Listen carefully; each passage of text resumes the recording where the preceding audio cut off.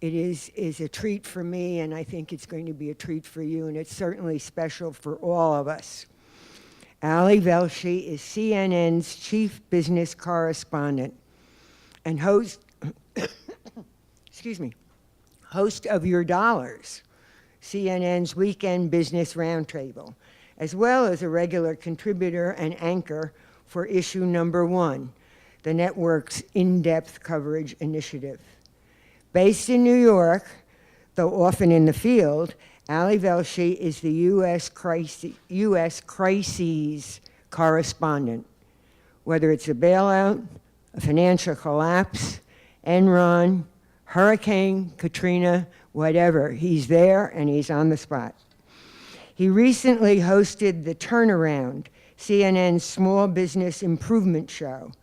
It traveled across the country introducing troubled small business owners to high-profile mentors and then help them develop a plan for success. Earlier, he was an anchor with CNN Financial Network, where he hosted various interactive shows, including Your Money, Business Unusual, and The Money Gang. Not always associate gang with money, but we'll see. Before joining CNN Financial, in 2001, he hosted the Business News, Canada's first and only prime-time business news hour. Earlier, we had a speaker spanning coast to coast. We now have a speaker spanning north and south.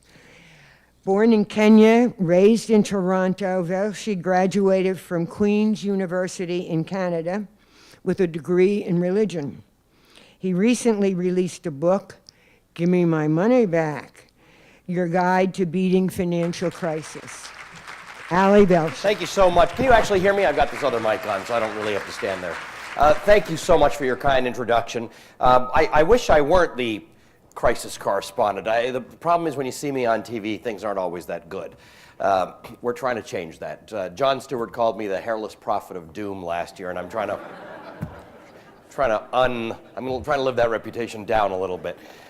This is an interesting day for me to be here. First of all, Fridays are always a bit of a challenge because I do a show, Your Money, on the weekends, and we tape it Friday mornings, and under normal circumstances, we wouldn't even be done taping. It is remarkable, though, when I told everybody I had to get out of there, how we managed to get that taping done so quickly, so perhaps I'm going to book something for every Friday at around noon. The other thing, of course, is that Fridays do present a challenge, so it's tough for me to get out of the office. We're not too far. We're in Time Warner Center in Manhattan. But today was particularly difficult, and I guess we didn't all really think about this, but this is the monthly unemployment report came out this morning, and as you all saw, the nation's unemployment rate is now 10.2%, with 190,000 people having lost their jobs in October, which is very, very serious. I mean, it's 10.2%, but when you add those people who are not looking for jobs to that mix, those people who have been, they've had their sort of spirit taken from them, they're ready to work, they're able to work, but they simply aren't jobs. And I'm thinking about a 55-year-old manufacturing worker somewhere in Ohio or in Illinois or Michigan. It's not obvious what they're going to do. They can't really even start to look for a job at this point because nobody is offering jobs for those people.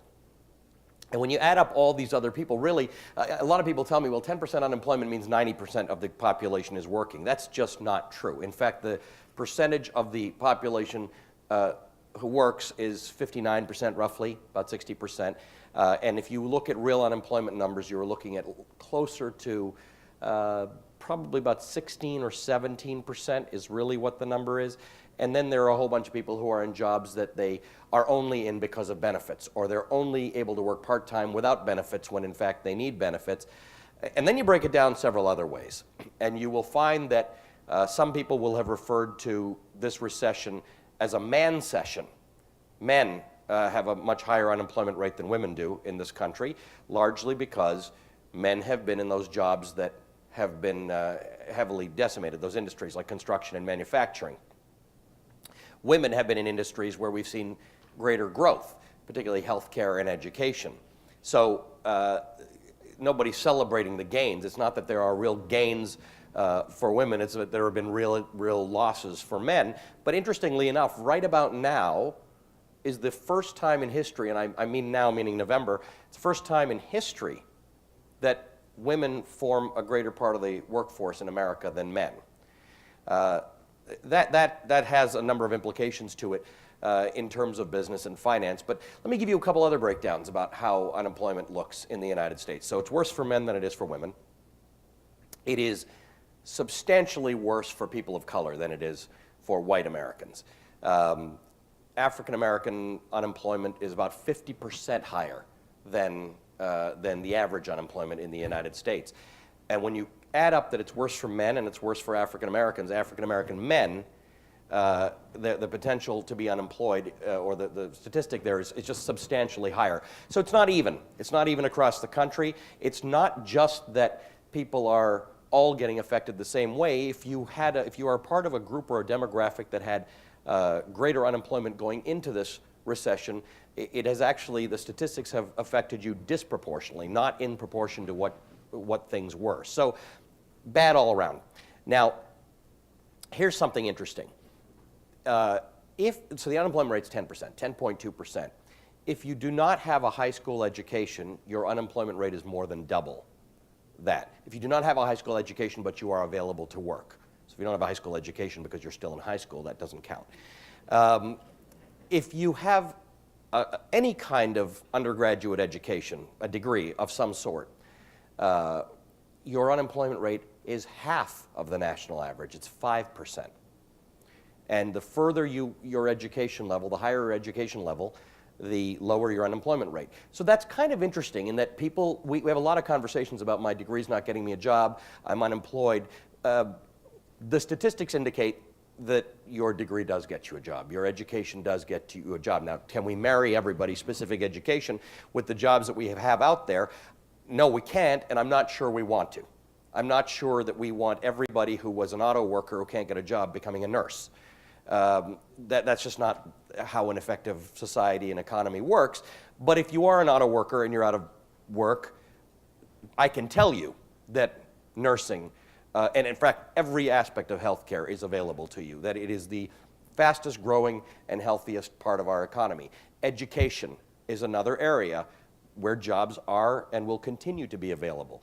And I'm going to talk more about opportunities in a few minutes, but what we need is to figure out how to deal with so many people who are unemployed. Most of us have not seen this. This hasn't happened since 1983. And on so many other measures, this economy was a little tougher. Now, a week ago, I was making a speech in Houston, and that would have been last Thursday. Last Thursday might go down as the day we all decided the recession was over, because we actually had the numbers for gross domestic product, which is the largest measure of the economy, of goods and services created in an economy, positive. We learned that it was positive for the third quarter of this year. Most of us kind of knew the recession is ending. We kind of felt it. And maybe it'll be official at some point.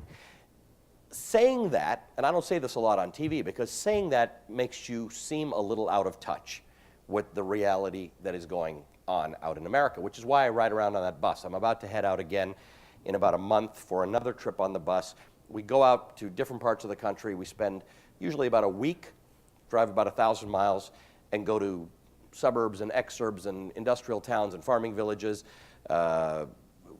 big cities, small cities, college campuses. We talk to everybody about what's going on, trying to get a feel from them. So I get my information from companies, I get my information from government, I interview CEOs, I interview government officials. This morning I interviewed the Labor Secretary. You saw in there I interviewed Tim Geithner, the Treasury Secretary, but I also get a lot of my information from people. It's not scientific. None of this is scientific. It's just out there getting a sense of where we are in this economy. So how do you reconcile the fact that we have a stock market that is behaving like the recession is over, and it started behaving that way in March, which is about 6 months before when the recession was probably over. So you do have a very strong stock market. You've had gains in this market that are better than you can expect possibly to ever see again in your lives. It's why I wrote this book, because my audience was panicked. I wrote a book. It's just a guidebook, really. It's a book that's just going to get you through understanding what the stock market does. And I wrote that for my viewers to just say, let me understand this. I have no reason to enter 2009 ever thinking I want to invest in the stock market again. So I wrote that. My book's about stocks. It's about investment in your 401ks. It's not about credit. It's not about everything else. And it had a little explanation about how we got into this mess. So you got the stock market doing well.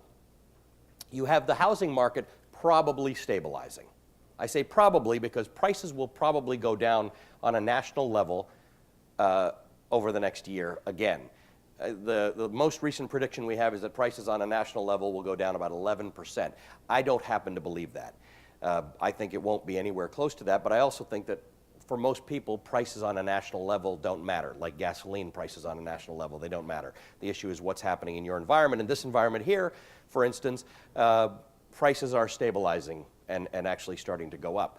But as I've been telling people on TV for the last 3 weeks, most people don't think in terms of the combination of interest rates and the purchase price of a house over the term of the mortgage in terms of a total cost of ownership for the home.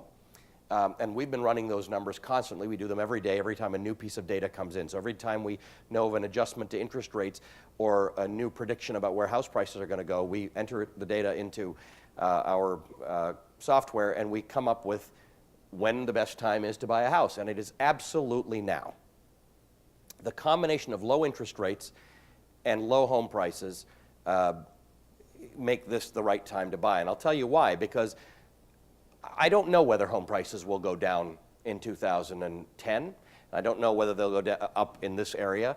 They could go either way. And there are people who are saying both. They're saying it'll go up, it'll go down. This recent survey said the New York City is going to take a 17% hit. I can't do the math on that to figure out how that could possibly happen. I don't believe that to be true. But the bottom line is, let's say home prices drop by 11%, which is what nationwide, which is what the information says. Interest rates, which are around 5.25 for a conforming mortgage rate, if you're taking a mortgage for less than $477,000 over a 30-year period for a fixed rate, there's no way interest rates are going down. There's no environment, there's no recipe by which interest rates would be going down. We are heavily indebted. The currency is under some stress. I don't see it doing much worse, but it's under some stress. Inflation is on the horizon. For people who keep telling me there's no inflation, well, that's because we're in a recession. But we're in a recession. America's in a recession 18% of the time. So why is oil at $80 a barrel if we're in a recession? What actually happens when we start driving again and we start getting into those trucks and China gets back into full speed and India does? If oil's at $80 a barrel today, I'm very fearful about where oil is going to go, and the single biggest measure of inflation is not a bunch of people complaining about our debt. It is an issue, but the real cause of it is going to be oil. And then you have debt. So there's just no reason why interest rates should go down. There's no way that can happen. So you're likely to see these levels or higher. If interest rates go up 150 basis points, 1.5%, a mortgage rate, so let's say it's 5, it goes to 6.5%. Entirely plausible because that's how much they've come down in the last year. If interest rates go up 150 basis points from today, and the price of a home goes down 11% from today, and they meet in a year, it would have been better for you to buy your house today than in a year. If you're taking a 30-year mortgage and you're putting 20% down, that's the way we do the calculation. So you've got the stock market that's hot, you've got a house market that's stabilizing. It may meander for a while, but that's happening. But there are 3 legs to the stool of American prosperity. The stool, by the way, is consumerism. It is that we make choices about the economy that dictate the direction of the economy more so than any other developed economy in the world. So it's 2/3 of the economy is determined by consumer spending. Now, that doesn't mean 2/3 of the economy is determined by people going to Bloomingdale's and buying boots. It means 2/3 of the economy is stuff that comes out of people's pockets. It is their rent or their housing or their food or their transportation and their disposable income. But the decisions are made at the household level, not made at the government level. It's not a planned economy. So the issue is when times get tough, people pull back.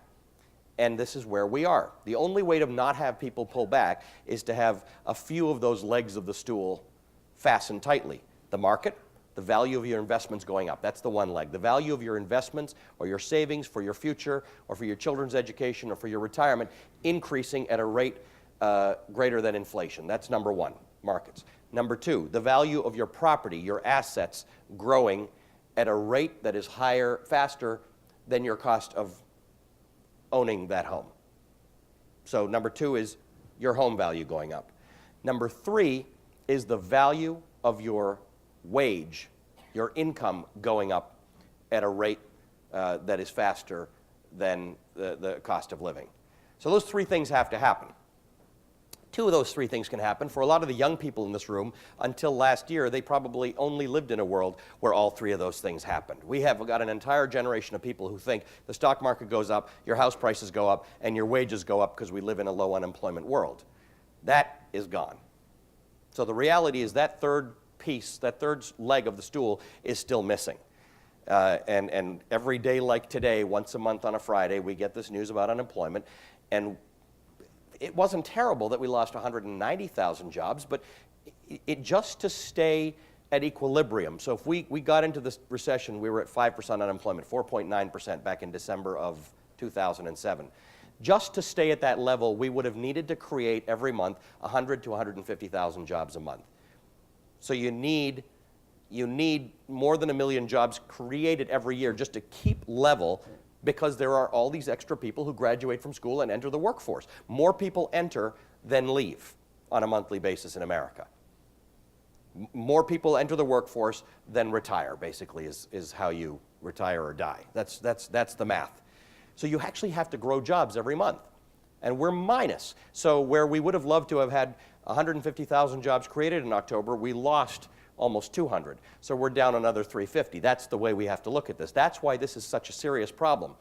In the current issue of The Economist, there's a cartoon. I'm not much for political or economic cartoons. I like action movies because I study a little too much business during the course of my day. But this was interesting. It showed an airplane with recovery written on it, about to take off, nose in the air, and a big guy sitting on the tail called unemployment. And the plane can't get off the ground. And that's the reality. We can't feel that prosperity from wages if there's 10% unemployment. Because at 10%, in fact, a long time ago, can you just tell me if there's anybody here who knows somebody who's lost their job in this recession? Put your hand up, please. Okay. Virtually nobody didn't have a hand up. And by the way, you probably had your hand up if I'd asked you this 6 months ago. Once we crossed sort of 2 million jobs lost, we're into close to 8 now. Once we crossed 2 million jobs, most people knew somebody who knew somebody. Once we got to about 3 million, most people knew somebody directly. Once you got to 4 or 5 million, most people worried that it could be them. And at this point, no one in America is vain enough to think that it can't be them. I would suspect that in some way everybody in this room has a degree of uncertainty about their future, their spouse's future, or their children's future, which means we enter a world of new frugality where it is not fashionable to have a display of conspicuous consumption. It's not fashionable in some cases to have the larger wedding. It is not fashionable to drive the new car. It's actually cool to tell people how much longer you can get your car to run. It's interesting to tell people how you shopped your closet for these clothes that you got. It's cool to tell people how you got something on sale. It's okay to tell people that you're shopping at Costco and Target and not on Fifth Avenue. That's the reality of the new frugality. The problem is, by the way, I'd been saying this new frugality thing since last December, and then in April I'm sitting around at Time Magazine's office and they come out with a cover story called The New Frugality. I had it first. How do you deal with this? Because we don't want everybody going out there and spending and getting themselves into debt, because Rush Limbaugh took a piece out of me a few months ago when I said this is the worst recession since the Great Depression. And he went on his radio show and yammered on about me. 15 times he said my name. Not once did he say the name of the book. But he was telling me that he was saying to his audience about me that I'm uninformed because it was much, much worse in the 1980s. And empirically, it was not much worse in the 1980s. There was one measure by which the economy in that recession was worse, and that we're about to break that, and that was unemployment. We hit 10.8% unemployment at that point. It's not inconceivable we will get there soon, but we didn't have a total and absolute freeze of credit in the country. Credit was expensive, if you recall. You had to pay up to get it, but you could get it. It was very expensive. And that is a deliberate effort to slow down an economy. We don't have such privileges right now. Interest rates, for all intents and purposes, at the Fed level are zero, and you can't do anything more when interest rates are zero. When interest rates are 19%, you actually have leverage one way or the other. We're out of leverage. But the reason why things, in my opinion, are so much different now than they were then is because in 1982, let's call it 1982 when things were really bad, Americans took home 12.8% of the money they earned and saved it. In 2005, 2006, we were close to zero. Our savings rate was close to zero. It is now substantially higher. It's in the 6 or 7% range at this point, just in a couple of years because people have been so frightened into the situation. But when you have no savings rate, you can't make it through a recession.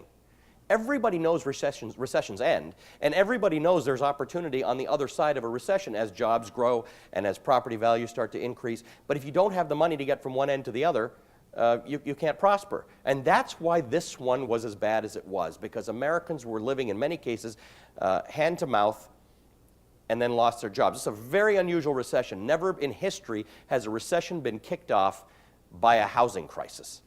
Never. Sometimes it's an oil spike, but usually it's something that causes people to lose their jobs first. Those are people who are now not consuming, so businesses have to lay people off. And then as businesses lay people off, you got more people who aren't consuming, and it feeds on itself, and that's how you get into a recession. That's how a recession has normally started in the United States. This one was entirely different. People weren't losing their jobs, they were losing their houses first. And then it kicked off this worldwide recession that we thought other countries would help prop us up with.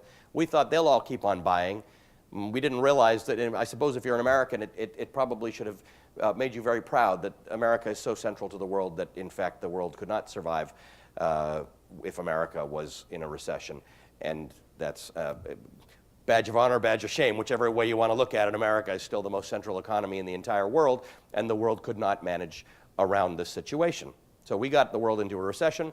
You can imagine people are a little bit mad about that, and they're looking to us to lead us out of this recession. But there are fundamental changes. We celebrated last week that Ford, which I've reported on extensively, was going to be the last man standing in the auto industry. We predicted this a long time ago. That's what it is. Why? Because Ford in 2005 saw the writing on the wall and did what it needed to do to become a more lean, a more efficient company, and now is able to start to see some of those benefits, while its two major U.S. competitors, Chrysler and General Motors, were for all intents and purposes bankrupt and will be forced to become leaner companies. But the reality is in 2006 or something, we sold 17 million cars. 2007, we sold 17 million cars in this country. If we sell 11 this year, we'll be lucky, and if we sell 11 this year, a lot of it is because of cash for clunkers. And in fact, a lot of the recovery in the economy that we're seeing now is because of two government programs, cash for clunkers and the $8,000 first-time home buyers credit, which just this morning was extended by the president, along with employment benefits in every state. So the bottom line is, remember I told you we're two-thirds a consumer economy? Don't actually know what the number is now, because the government extending unemployment benefits, the government giving you $8,000 to buy a house, the government giving you $4,000 to buy a car, the Fed putting in $1.2 trillion to agencies so that they can reduce the price of mortgages. I mean, we're all paying for it one way or the other. So I don't know if that's a planned economy or that's a consumer economy. I'm not sure where we are. I'm not sure what the math says now, but we're certainly not where we were 2 years ago. The government has its finger in everything, and some people are very grateful for that, and some people are very angry about that. And when I go out on the road, I'm meeting both. So now what you've got is people who are resistant to change as imposed by the government, not necessarily because they disagree with the change being imposed by government, but because they're tired of government being in their business. And that's a problem, because it's going to stand in the way of regulation. You were talking about that earlier, oversight. We need some. Regulation in my world, in my mind, does not come in the way of business. It should be the thing that keeps business fair. for all players. It shouldn't be an imposition. We need the right type of regulation, but right now we may not get it, partially because of the objection to anything the government is doing. There's only one thing that the American people will allow the government to do right now without opposition, and that is round up everybody on Wall Street and throw them in jail. The remarkable visceral hatred, and I don't use that term lightly, for corporate America and Wall Street right now is something we have never seen before. It is unhealthy, it is ugly, and it's bad. I fully get it. I get why. I mean, you do see this thing about the H1N1 stuff. So the New York Public Health Department, which is a particularly good public health department, people don't realize that places like New York, dense populations, you really have to be very effective at controlling the sweep of disease or fire. That's why if anybody's ever called 911 and said they have a kitchen fire, they send out the whole brigade, because nobody wants a fire catching into another building. Nobody wants people getting H1N1 in highly populated areas in New York. So they have a very solid system. They start with the schools, they go to the hospitals, and then the third tier of the system is you give it to major corporations who have healthcare facilities in the companies like ours do, like mine does, with a nurse, which means expectant mothers and high-risk groups don't have to take time off work, because people are scared to do that these days or are running out of their days off, to get the injection, to get the vaccination. They go right back to work, and you keep a healthier workplace. But we hate corporate America right now so much, we hate the banks so much, that people are outraged that Goldman Sachs gets H1N1 vaccinations. Goldman Sachs is a big company. I'd like anybody who's potentially going to get sick and die from this H1N1 to get the vaccination. And I'm not sure I care to choose whether they're Goldman Sachs employees or city employees or unemployed people. I'd like them to get the vaccination. We can't decide that we're going to change the system of how we stop pandemics in the city because we're mad at Goldman Sachs. But even when I'm out on that bus, I'll tell you, Goldman Sachs ranks up there with things people are mad at. Because the feeling is, I don't feel like I got anything out of this stimulus. I don't feel like I got anything out of all of this spending, and these guys got bonuses. I don't understand it.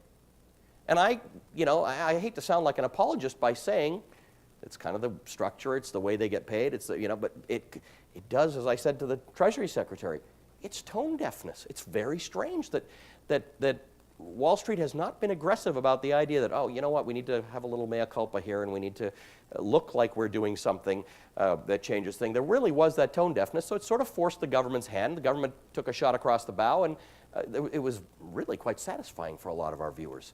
They were like, all right, at least, because the president's had a very light touch on Wall Street. He's had a lot of speeches about it, and so that's a tough one to manage. A lot of visceral anger out there. The feeling amongst the people I'm speaking to in America is that you can't trust corporate America, and you can't depend on the government to keep them honest or to spend your money wisely. And as a result, the only people you can trust are yourselves, your friends, and your family. And what that is turning into is some good and bad stuff. On the good side, people are spending time with their families. They are digging up some old values and figuring out, trying to teach people what's important if it's not about gifts and spending money. They are at the State Fair in Missouri, they were teaching people how to grow your own vegetables and can them or bottle them, whatever it is. Clearly, I don't do that. He was telling me that, I guess they call it canning, but it actually ends up in a bottle. He was saying that for $4 worth of tomato seed, you can get $1,000 retail worth of tomatoes. For $4 worth of tomato seed, I would get $4 mushy dollars, or $4 worth of mushy tomato seed. But I wasn't thinking that's sort of the Midwestern equivalent of the new frugality that I was telling you, the ability for people to be proud about saving money. I'm not sure people are growing their own vegetables just to save money, although that did sound like a very good spread. I think it actually has more to do with control. I can control my life when I grow my vegetables. I'm not going to worry about E. coli. I'm not going to worry about something. I can't control unemployment. I can't control housing. I can't control my job. I can control my vegetable garden. I can control my family's life. I can control how we enjoy our time. I can control the values my family grows up with. Spending is the ability to control. Not buying something else on credit is the ability to exercise that control over your life. I've heard from some people that there has been an increase in attendance at congregations of worship. I don't know if that's just anecdotal, because what I do is not scientific, it's just anecdotal, but people are looking for some greater thing in their life, something to trust. They're tired of not trusting people. So they're taking some control, which again, full circle back to what I do for a living, I let people know how they can take that control. I describe what's happening out there to people and give them a sense of the trend and allow them to do that. I am not a fan of what is happening on TV a lot these days and radio, where there are just shouting matches and screaming fests and very, very angry people talking about stuff, because my viewer doesn't get helped by that. My viewer needs to understand the implications of the thing that the president just did today. They need to understand the implications of 10% unemployment. They need to know, if I'm a 50-year-old, do I move, and where do I move to? Do I tell my kids to study something else? I mean, one thing that you'll all know is there is definitely a shortage of people going into life sciences and physical sciences. Engineering, people in academia and engineering tell me quite frequently that we're going to be in a crisis. If you look at the 25 biggest problems the world has to solve, more than half of them are scientific engineering problems to do with water, energy, climate. We need advanced engineers to be able to do this, and we don't do that in this country properly. In fact, one of the few things we do properly in this country is what you do. We have universities. We have fantastic universities. We educate people at the university level very, very well. Our universities remain the envy of the world. How does that figure into our future? In a recession, small businesses actually start to emerge. People have been forced out of their jobs, so they do the thing they always wanted to do. You want to start an art gallery. I need to make sure you are able to start that art gallery. You know what you need to start an art gallery? You need money, so you need an infrastructure that lets people lend you money, or you've figured out how to save enough. And if you can't raise that money that way, is there a banking structure where you go to the bank for a loan and the government says, we'll back that loan up because we think she's a good risk? And do you have an ability to invest in machinery or the store that you need and the materials that you need in a way that gives you a tax break so that you can do that for a few years? I mean, these are all the things that happen. 70% of small business startups fail. 70% of small business startups affiliated with a university incubator succeed. So clearly we know how to make businesses succeed. We know how to do this. Small businesses are the engine of this country. They grow jobs faster, they're more nimble. I have no doubt that we will have an alternative energy future, and we will have nuclear plants, and we'll have all sorts of things that'll create all sorts of jobs for all sorts of people. No doubt in my mind, but that is infrastructure stuff that will take some time to build. It is not helping somebody today. It will help us later on down the line. I applaud you for what you're doing in alternative energy, and it really is catching on. People are doing that. But we need immediately something that allows small businesses to grow. One of the problems, I think, in this country is our minimum wages are too low, and Congress has done something now in the last couple of years to help that, but I challenge anyone in this room to try and make a budget on even the increased minimum wage and see what you can do with and without in the next year, particularly in a city. It is next to impossible to do that. So I think people should get paid more. I also think small businesses should succeed, and sometimes those two are in conflict. Small businesses say you can't increase wages. I say let's increase wages, and let's give small businesses the tools they need to be able to stay in business, if they are good risks, the training they need, the mentorship that they need, so that both things can happen. People can earn well, and businesses can succeed. We have to find balances, but this is the time to do it. So having discussions like this, and I spend a lot of my time at universities, and I'm so heartened by the fact that people are actively thinking about how they can solve this problem, because this problem needs to be solved, and it's not going to be solved by the government.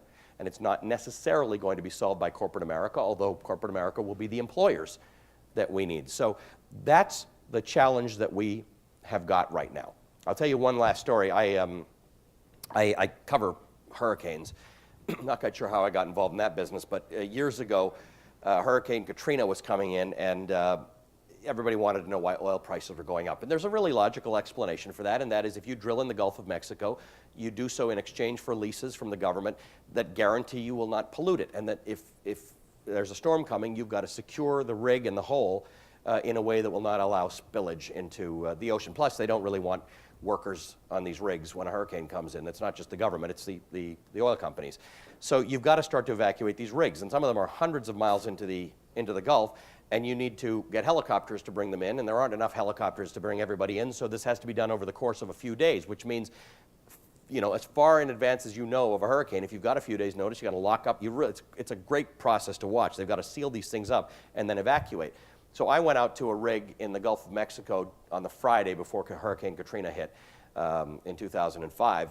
And in the time it took us on the helicopter to get from southern Louisiana out to the rig, the Katrina had shifted course. It was headed for Florida, if you recall, and then it shifted into the Gulf of Mexico. So my mock evaluation became a real evacuation on the rig, and I sort of ended up in the coverage of Katrina for that reason. So last year, my boss asked me to go down to Texas or Louisiana, I guess it was, when Hurricane Gustav was coming. And I said, you know, if the hurricane doesn't come, or doesn't come anywhere close to me, no one's going to want to have me on TV to do the story. And if the hurricane does come, it's all going to be Anderson. So there's really no upside to me going. But he said, you better go. So I went down, and I found a place called Grand Isle, Louisiana, which in the day was like the Hamptons. It was the place that people went to go. It was a very skinny little island right in the southern part of Louisiana. And I went there because there was a guy who had a shrimp processing operation, so the shrimp boats would come in and dump all their shrimp with him. He'd freeze it and sell it and package it. And he was so tired of everything getting blown away in these hurricanes that he built a house that was like a fortress. And I went to stay with him because I figured it'd be the safest place. And so we're down there, and lo and behold, the hurricane comes right for us. I mean, it made landfall just miles away from where we were, and there were no other reporters there. In fact, there was nobody there. They all left. Including the fire people, the rescue people. They all left. But they said if anything happened, they'd come back for us right afterwards. And so I know it was the strangest thing, because this hurricane's coming in. There's no coverage anywhere else. I'm there. The fire deputy captain stayed. He used to be a Navy SEAL. And he said, I'll save you if anything happens. So we're on this deck, and we're doing these things, and it's blowing, and then the water levels rose, and then I thought it was going to be like a flood, but it like the ocean just washed over this island. Like there were waves. Here, I'm looking down from the second level, and there are waves going by. And he said, don't worry about it. If you guys blow into the water, just don't struggle. Just go limp. I'll get you out. And then he said, there were 5 of us. CNN had 5 people there. So he said, if 2 of you go in, I can get you. At one point, while I'm doing my broadcast, he throws a rope over me, and now I'm doing my reports while lassoed in. And I'm thinking to myself, maybe it's time that we, shelve this plan and just go look for shelter, because I don't even know what we would do if we weren't on TV. At least on TV, someone would see if I got blown away and maybe know where to find me. So he says at one point, he said, it's about 110 miles an hour, the wind, and I'm a city boy. I don't know what that feels like. I've never felt but a blow, like somebody blowing on you. I mean, I don't know what wind like that feels like. It's crazy. I've never seen such a thing. Rain and wind coming at you. So he says, I think it's time that we go inside, because I can save 2 of you if you go over, but there are 5 of you, and I actually can't. So unless you guys want to draw straws, maybe it's time to cut this off. So I went inside. I go back to New York, and 2 weeks later, around the beginning of September, Hurricane Ike was headed to Texas. And now this is real oil-producing country. I mean, they've got those big refineries that are there. That's the clip you saw. They shut down most of Texas's refineries. So I go back for this thing, and this thing is headed for Baytown is where I was, Baytown, Texas. Ike was all over the place. We didn't know if it was going to Corpus Christi or where it was going. So I had bought this book a long time ago called Devil in a White City by Eric Larson. Anybody here read that book? All right, good book. I mean, I really like Eric Larson. I like his style of writing. So I read that book. It was about the World's Fair in Chicago. And I liked it so much that I bought another book that he wrote called Thunderstruck, which is about the development of wireless communication, like Marconi wireless, not AT&T wireless. And I liked it so much that I bought the other book that he had written called Isaac Storm, which was about a hurricane that hit Galveston in 1900. And I started reading the book, couldn't get into it, so I stuck it in my hurricane bag, because now I do hurricanes enough that I have a hurricane bag, a separate bag that's just for that, thinking that would be interesting to read a book about a hurricane in a hurricane. And So I go down to Hurricane Ike, and I'm in Baytown, and Rick Sanchez is somewhere. So if you know how that bay works around Houston. There's a bay, and then Rick Sanchez is in some other place that's across the bay, and Anderson Cooper is in Galveston. Guess what? Guess where that hurricane goes? Goes to Anderson. I didn't win this time.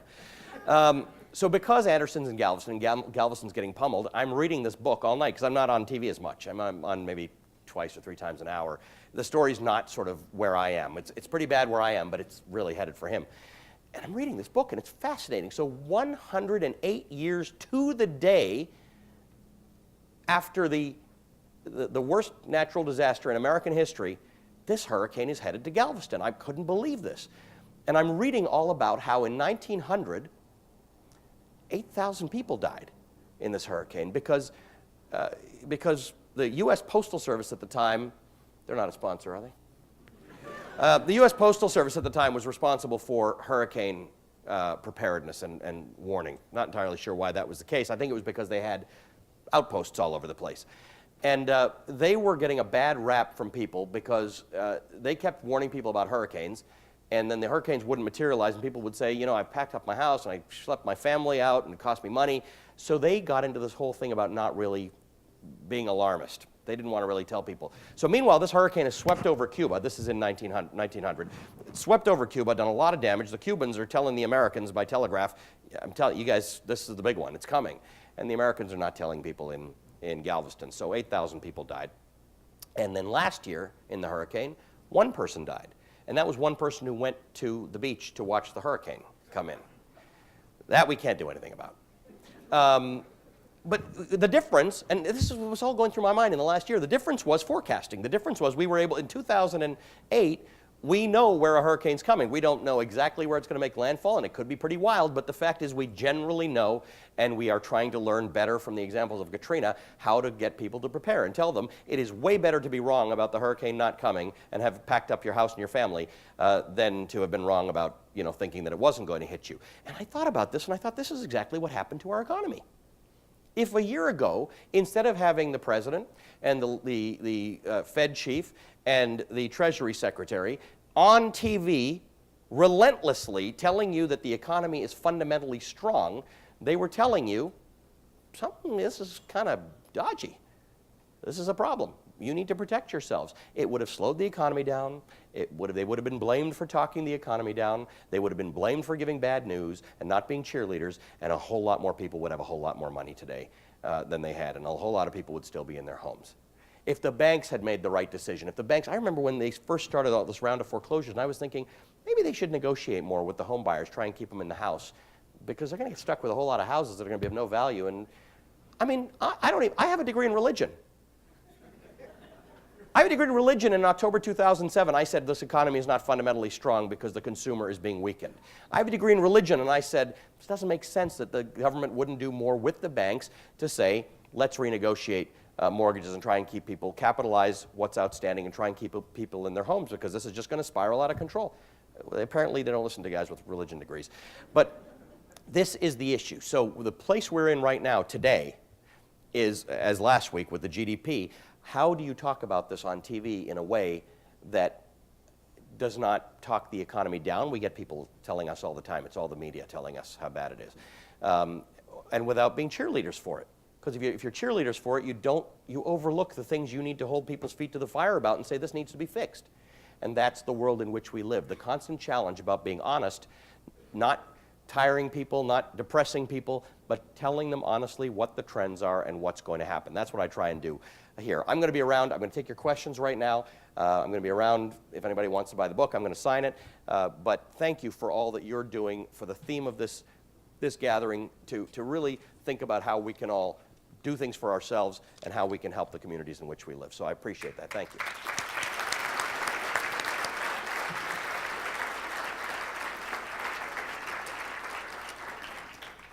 You hit a nerve when you talked about small business, and we have several questions in that regard. But first, what do you think are positive opportunities for small business in today's economy? I think they're countless. I really think that this is the time for small businesses. Now, we have a couple of issues that if you are a small business in this country, there are real issues with getting credit. There are companies that wish to expand and wish to hire people, and that hasn't been sorted out yet. So the flow of money to small businesses is not there. I think there are a few opportunities. First of all, this whole idea that I was talking about people taking control of their lives, it has resulted in a sense of wanting to do things locally. So there are opportunities for small businesses that can employ and give some sense of return to the community. That's one big opportunity, the sense of getting away from the very big and getting back to the very small. It may not be a fair reaction, but the reality is that's what's happening. Number two, we have to think, we think in very fearful terms about the threat imposed by the Indias and the Chinas and the Brazils. Remember that these used to be sources of cheap labor. They continue to be, well, India and China in particular, they continue to be sources of cheap labor, but their aim to grow their countries is to create a stronger consumer base, to bring everybody into the middle class, which means they, one way or the other, will end up being consumers. What services are interesting that you can offer as an American to those audiences that want access either to an American audience for their products or that actually want to buy American services? I think that we don't want to ignore the opportunities that exist in other places. So I mean, we could be talking about things like art galleries and how those types of businesses have opportunities. For an art gallery, the opportunity is that the space is at a rate you can negotiate rent at a better rate than ever before. So people who wanted storefronts can actually get them right now. But I think we have to also think in terms of innovation and what America can offer the rest of the world. There's going to be a big, growing, burgeoning market and of opportunities for small businesses. In general, we're a quarter-to-quarter driven economy. Long-term perspectives are what's usual in China. What can we do to get off the what is the next quarter focus? Yeah, it's dangerous. I mean, there are people who need the quarter-to-quarter focus, particularly financial experts, because we need to be able to track things. But the world doesn't. And we don't need to be thinking about that. Shareholders don't. We need a longer focus. And our longer focus needs to be that we have come off the last 15 or 20 years fueled by cheap money. And with certain exceptions, that's been the big driver. What's going to be the big driver going forward? Now, let's not forget, one of the big drivers in the last 15 or 20 years has been technology. And that continues to be an important, that's going to play an important role in our future. But it could be alternative energy. It could be a lot of things. But we don't reward people who think that way. As voters, for instance, we don't reward politicians who talk in those terms. I know academics spend a lot of time thinking about that, but politicians are delivering answers to people who are very, very angry and very, very frustrated, and as a result, we're not doing that. So how we get off that track is we have greater influence into the political discussions and economic discussions by members of sort of civil society, by gatherings like this where people are talking about what the future may look like, and somehow a collection of these things start to filter up, maybe through the media, maybe through initiatives in the government that cause people to do that, maybe through corporate America, but ideas that we can all start to work on that get us to where we're going. The solutions that we're going to need to the biggest problems we face right now, if you look into 2010 and beyond, we know climate is going to be one of the biggest issues that we face for the next 15 or 20 years. We know energy shortages or issues around energy are going to be things we have to face. We know that we're going to have food issues and water issues. So we need solutions to those things, and then we grow an economy that is supportive of those types of industries. In terms of, I guess, really the short term, would you agree or propose as a wise move the elimination or reduction on the Social Security income tax to provide our own stimulus? I'm unclear on the best way to go for on things like tax reductions or eliminations or credits. I'll tell you why. Cash for clunkers and the home buyer's credit worked because it was basically you gave people a gift card. You gave people money that they had to use for something specific, and so they spent it. conservative economists will argue that it is more effective to just give people the money and have them spend it. But the stimulus of last year, the government stimulus of May of 2008, did not have the desired effect. Bottom line is, because we are as indebted as we are, any extra money that people get, they don't necessarily spend. Now, cash for clunkers and the home buyer's That credit. mattress is looking better and better. Well, it's not even worth the walk to the bank these days to put your money in. But it's one of those things that we know what works, and it's expensive. So if you take money that was otherwise the public money and you give it to people who are going to buy something specifically, it works. Is that sustainable? I don't know. So I'm not sure. I have a lot more learning to do on how what's going to work in terms of credits and payroll taxes. You may not feel you want to answer it, but there is a question about what's known as the growing tension within CNN over the comments and presence of Lou Dobbs. I'm obviously going to have to be very measured. That's not my department to speak about. I'll speak very generally to say we thrive on tension. I mean, it's kind of what we should do. We should be able to handle tension. Whatever the outcome of that tension, we're not a company that is designed to be making a widget or to be providing a particular service. We're all about tension and ideas on a daily basis. This has become a different sort of a thing, but it doesn't trouble our operation. Let's put it that way. We all sit there and get to talk about it, but we would have talked about it anyway. So it is a growing tension. Keep it in the context of what's going on, though, in cable media. So we've gone from reporting and advocacy journalism and news you can use into a world that is entirely different. So CNN is aiming to convince people, and we do a very, very good job of it because we actually get more viewers in total than everybody else, that we are news, that's what we do.